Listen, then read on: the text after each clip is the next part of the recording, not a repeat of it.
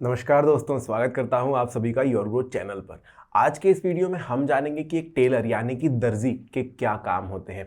आप सभी लोगों को पता है कि दर्जी जो होते हैं कपड़े सिलाई बुनाई के काम करते हैं, तरह तरह के अलग अलग कपड़े डिज़ाइन करने के काम करते हैं। लेकिन अगर आप भी एक नौकरी चाहते हैं तो आपको जानना होगा कि उन्हें क्या क्या काम करने पड़ते हैं। अगर आप एक बहुत ही अच्छी कंपनी में नौकरी चाहते हैं, एज अ टेलर की जॉब आप करना चाहते हैं, तो चलिए इनके जॉब डिस्क्रिप्शन को पूरी तरह से समझते हैं। साथ ही साथ मैं आपको ये भी बताऊंगा कि अगर आप एक टेलर बनना चाहते हैं तो कौन से कोर्सेज आपको करने होंगे, क्या एबिलिटी उस चीज़ के लिए लगती है। तो शुरुआत से पहले कर दीजिए चैनल को सब्सक्राइब अगर आपने अभी तक नहीं किया, फिर हम आगे बढ़ते हैं। दोस्तों, टेलर आमतौर पर आपने देखा होगा जिनकी शॉप्स होती है, खुद ही जो अपनी शॉप खोल करके रखते हैं, वो टेलर ज़्यादातर उनके कस्टमर्स जो होते हैं ना, आम इंसान होते हैं जैसे आप मैं, हम सभी लोग उन टेलर्स के पास जाकर सिलाई के लिए ऑर्डर दे सकते हैं कि हमें कपड़े सिलवाने हैं। तो उसके एक अलग तरीके होते हैं, उनको नाप लेना होता है, सब कुछ करना होता है। लेकिन जब कंपनीज की बात आती है, किसी कंपनी में जो कि टेलरिंग का काम करवाती है, जो कि कपड़े सिलने का काम करती है, आपने देखा होगा मार्केट में काफ़ी ज़्यादा रेडीमेड कपड़े आते हैं। तो ये जो है जो सिलाई करती हैं कंपनियां, वो बहुत बड़ी बड़ी कंपनी से ऑर्डर लेती हैं। तो उनके लिए कस्टमर्स जो होते हैं बहुत बड़ी कंपनीज हो जाती है। तो ऐसी किसी फर्म में जहां पर एक बहुत ही ज़्यादा अमाउंट में कपड़े सिलाई का काम चल रहा है, वहां पर आपको जॉब मिल सकती है। तो उसके लिए आपके क्या क्या काम होंगे वो मैं आपको बताता हूं। सबसे ज़्यादा ज़रूरी चीज़ होती है टेलर के काम में कि आपको डिज़ाइन समझ में आए, आपको अल्ट्रेशन करना आना चाहिए, आपको रिपेयर करना आना चाहिए। सबसे देखिए, आप इनिशियल स्टेज पर जब जाते हैं तो आपको सीधा नया डिज़ाइन देकर के नहीं कहा जाता है कि आप सिलाई कीजिए। पहले आपकी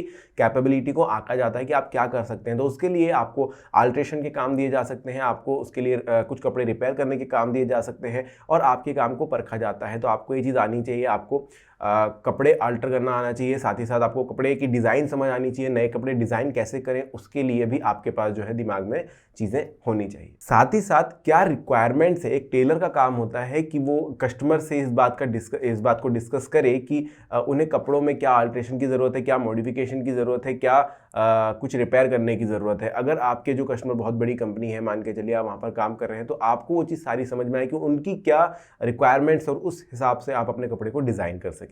दूसरी चीज़ होती है दोस्तों कि एक टेलर का काम है कि उसे टेप मेजरमेंट करना काफ़ी अच्छे तरीके से आए, क्योंकि बहुत बार टेप मेजर जो होता है उससे कई सारे कपड़े जो है नापने की ज़रूरत पड़ती है। इवन कस्टमर्स को अलग अलग फिटिंग के जो कस्टमर्स होते हैं, अलग अलग फिटिंग के जो कपड़े होते हैं कस्टमर्स की, उनको नापना आना चाहिए, आपको नाप लेना होता है। हम आमतौर पर देखते हैं कि जो साइजेस होते हैं कपड़ों के, वो जब हम रेडीमेड कपड़े लेने के लिए जाते हैं तो अलग अलग साइजेस वहाँ पर होते हैं। स्मॉल साइज होता है, एम होता है, एक्स होता है, एक्सएल होता है, डबल एक्सएल, ट्रिपल एक्सएल। तो ये सभी का आपको पता होना चाहिए कि भाई क्या क्या मेजरमेंट होते हैं। तो एक अच्छा टेलर जो होता है वो सारे जो मेजरमेंट है इनको समझता है और उन्हें टेप मेजर के थ्रू लोगों के साइज को मेजर करना भी आता है। तो वो ये कला है, वो भी चीज़ आपको सीखनी होती है। तो एक टेलर का काम यहाँ पर भी थोड़ा बढ़ जाता है जब आपको कस्टमर के मेजरमेंट लेने होते हैं। इवन अगर आप एक बड़ी कंपनी में काम कर रहे हैं तो भी आप जिस कपड़े की कटिंग करने वाले हैं, उसको सिलने वाले हैं, उसको एक आकार देने वाले हैं, उसका मेजरमेंट भी आपको टेप मेजर से करना होता है। साथ ही साथ अगर आप एक अपनी दुकान खोलना चाह रहे हैं या फिर किसी छोटी दुकान में काम करते हैं तो वहाँ पर काफ़ी सारे कस्टमर्स आएंगे जो आपसे कपड़े सिलवाना चाहते हैं।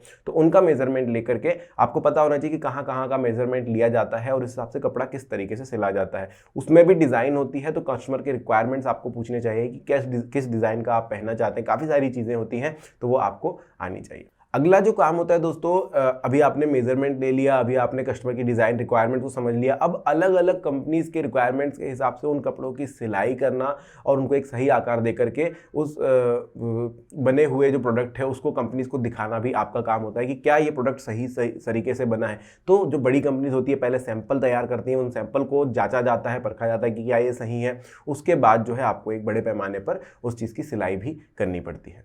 साथ ही साथ दोस्तों, एक टेलर का काम होता है कि कस्टमर्स के जो भी मेजरमेंट्स आए हैं उनको रिकॉर्ड में रखे, क्योंकि अगर आप एक बड़ी फर्म में काम कर रहे हैं तो वहाँ पर भी रिकॉर्ड आपके पास खुद होना चाहिए। कस्टमर हर बार जो है आपको मेजरमेंट नहीं देने वाला है। ना ही आप अगर एक दुकान में काम करें तो वहाँ पर जो कस्टमर्स बार बार यहाँ से सिलाई करते हैं तो उनका मेजरमेंट आपके पास होना चाहिए। हाँ, थोड़ा बहुत जो है डिफरेंस आ जाता है कि कभी आप मोटे हो जाते हैं, कोई कस्टमर मोटा हो जाता है या दुबला हो जाता है, उसमें थोड़ा बहुत अल्ट्रेशन है। बाकी आपको उनका मेजरमेंट पता या रिकॉर्ड में आपके होना चाहिए कि हाँ ये बंदा आया है तो इसका जो है मेजरमेंट ये है, तो कपड़े अगर सिलने हैं उस तरीके से सिले जा सके। तो रिकॉर्ड रखना भी एक टेलर का काम होता है। साथ ही साथ एक टेलर का काम ये भी होता है दोस्तों कि कपड़ों में या जो भी गारमेंट्स है उसमें मॉडिफिकेशन का भी काम करे। ज़रूरी नहीं है कि सिर्फ सिलाई का ही काम आपको मिलेगा, मॉडिफिकेशन का काम भी बहुत बार मिलता है कि कुछ कपड़ों की स्टाइल चेंज करनी है, कुछ डिज़ाइन चेंज करना है। अभी डिज़ाइन जो वो चाहते थे उस तरीके से नहीं बना है, तो अभी कस्टमर जो चाहता है कि कुछ इसमें अलग किया जाए, कुछ मॉडिफाई किया जाए, कुछ चीज़ ऐड की जाए या फिर कुछ कट्स लगा करके वहाँ से थोड़ी सी रिपेयरिंग की जाए, तो वो भी एक टेलर का काम होता है। अब टेलर के अलावा कस्टमर जाएगा भी तो जाएगा कहाँ, खुद तो सिलाई मशीन लेकर के बैठने वाला नहीं है, तो ये भी एक काम जो है टेलर का होता है। छोटे पैमानों पर हम तुम कराते रहते हैं, अगर बड़े पैमानों पर देखेंगे तो कंपनी जो है वो भी कई बार मॉडिफिकेशन का काम देती है। गारमेंट्स को रिपेयर करना, जैसे कि पैचिंग करना या फिर होल्स हो गए हैं उनको रिपेयर करना, टीयर्स आ गए हैं उनको रिपेयर करना, ये भी जो है एक टेलर का काम होता है। ज़रूरी नहीं है कि हर एक चीज़ जो है वो सिर्फ सुधारने से रिलेटेड हो या मॉडिफिकेशन या सिलाई से रिलेटेड हो। गारमेंट्स अगर ख़राब हो रहे हैं तो उनको रिपेयर करना भी एक टेलर का ही काम होता है। तो कपड़ों की परख काफ़ी ज़्यादा अच्छी होती है। मैंने भी अपने लाइफ में कई बार रिपेयर कराए हैं, तो ये भी पता चलता है कि कपड़ा इतना ख़राब हो चुका होता है कि वो अब और नहीं चल सकता है। तो ये भी चीज़ टेलर को पता होती है कि कपड़े की परख उन्हें आती है, कपड़ा कब तक चल सकता है, कितना समय तक ये और साथ दे सकता है। कपड़ों की जो है दोस्तों इतनी अच्छी कारीगरी करना एक टेलर का काम है ताकि वो लोगों को अट्रैक्टिव लगे। अगर आप एक बड़ी कंपनी में काम कर रहे हैं जहाँ पर आपको टेलरिंग का काम दिया गया है, तो वहाँ पर आप जो है उनके प्रोटोकॉल्स के हिसाब से ही सिलाई करते हैं, तो वो सारे काम आपके जो है कंपनी के हिसाब से चल रहे होते हैं। लेकिन अगर आप अपनी दुकान में काम कर रहे हैं और आप अपनी दुकान को थोड़ा बढ़ाना चाहते हैं, तो आपको कोशिश करनी होती है कि कुछ ना कुछ ऐसा किया जाए कि वो कपड़ा ज़्यादा आकर्षित लगे, जिस बॉडी पर वो फिट होने वाला है उस बॉडी के ऊपर ज़्यादा अच्छा लगे, ताकि आपके काम को जो है रिकॉग्निशन मिल सके। साथ ही साथ आपने आमतौर पर देखा होगा कि जब हम कपड़े सिलवाते हैं तो कपड़े हमें प्रेस करके मिलते हैं। तो कपड़े जब पहली बार सिले जाते हैं दोस्तों, तो वो थोड़े से अलग ही अंदाज में होते हैं, तो उन्हें प्रेस करना और उन्हें सही फॉर्म में लेकर के आना भी एक टेलर का काम होता है। यानी कि एक रॉ मटेरियल, एक सूत से लेकर के उसे एक शर्ट या पैंट में तब्दील करना या किसी और चीज़ में तब्दील करना भी एक टेलर का काम होता है। अब मैं आपको बताता हूँ कि टेलर बनने के लिए क्या क्या रिक्वायरमेंट्स की ज़रूरत है। तो सबसे पहली बात दोस्तों, हाई स्कूल का डिप्लोमा ज़रूरी होता है, कम से कम आप 10th पास किए हो, ये बहुत ज़रूरी चीज़ हो जाती है यहाँ पर।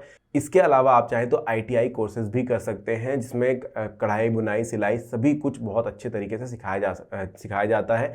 कॉलेज में भी ऐसे कोर्सेज होम साइंस में आपको मिल जाएंगे जहाँ पर कढ़ाई, सिलाई, बुनाई का कोर्स किया जाता है। अगर आप एक बड़ी फर्म में काम करना चाहते हैं तो आपको एक्सपीरियंस की ज़रूरत पड़ती है। आपको 2 से 3 साल, 4 साल का एक्सपीरियंस दिखाना होता है कि आप काफ़ी अच्छे से इस काम को जानते हैं, टेलरिंग के काम को काफ़ी समय से कर रहे हैं और आपके जो हाथ है वो चीज़ में जम चुके हैं, आपको स्किल काफ़ी अच्छी तरीके से आ गई है। क्योंकि जब आप पहली बार करते हैं तो काफ़ी ज़्यादा मिस्टेक के चांसेस होते हैं, तो कंपनीज प्रेफर करते हैं कि आपके पास अच्छा खासा एक्सपीरियंस हो, ताकि उनको ज़्यादा परेशानी ना हो आपको ट्रेन करने में।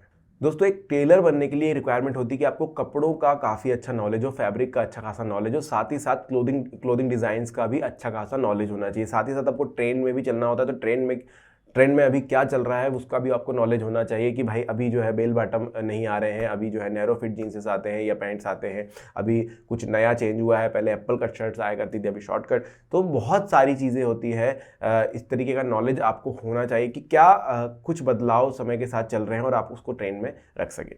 एक सिलाई मशीन को चलाते आना चाहिए। अब ये आप बोलेंगे ये तो बिल्कुल ज़रूरी है, तो बिल्कुल ज़रूरी है।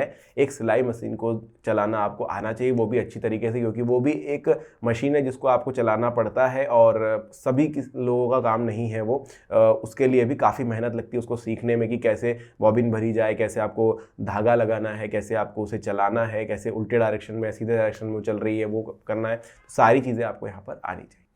साथ ही साथ दोस्तों, अगर आप एक टेलर हैं तो आपकी कम्युनिकेशन स्किल्स भी काफ़ी अच्छी होनी चाहिए, क्योंकि कस्टमर से आपको डायरेक्ट डील करने मिलती हैं, जिसकी वजह से आपकी कम्युनिकेशन स्किल अगर अच्छी होती है तो आप कस्टमर के सामने अच्छा इंप्रेशन जमा सकते हैं। बड़ी कंपनीज में ज़्यादातर ऐसे चीज़ों के लिए अलग अलग बंदे हायर किए जाते हैं, लेकिन अगर आप अपनी शॉप में या किसी छोटे फार्म में काम कर रहे हैं तो डायरेक्टली कस्टमर से आपको डील करना होता है, तो यहाँ पर आपकी कम्युनिकेशन स्किल्स जो है आपके फ़ायदे में जुड़ जाती है। दोस्तों, आप सभी को पता है कि सिलाई एक ऐसा काम है जिसमें आपके हाथ, दिमाग सब कुछ अच्छे से चल रहे होते हैं, लेकिन आंखों का और हाथों का इस्तेमाल सबसे ज़्यादा होता है। तो आपका हैंड आई कोऑर्डिनेशन जो होता है वो बहुत ही अच्छा होना चाहिए, ताकि कहीं वो सुई आपके हाथ में ना चुभ जाए और आप जब काम कर रहे हैं तो बहुत ही अच्छे से एक अच्छा फिनिश आप उस काम को दे सकें। तो ये भी यहाँ पर ज़रूरी होता है। तो ये कुछ रिक्वायरमेंट्स है जो कि एक अच्छे टेलर के पास होती है। अगर यहाँ पर आप खड़े बैठते हैं तो आप एक बहुत अच्छे टेलर बन सकते हैं दोस्तों। तो इस वीडियो से अगर आपको कुछ जानकारी मिली होगी तो प्लीज़ लाइक कीजिएगा। अगर वीडियो अच्छा लगा होगा तो चैनल को सब्सक्राइब और कमेंट सेक्शन में कमेंट भी दीजिएगा। धन्यवाद।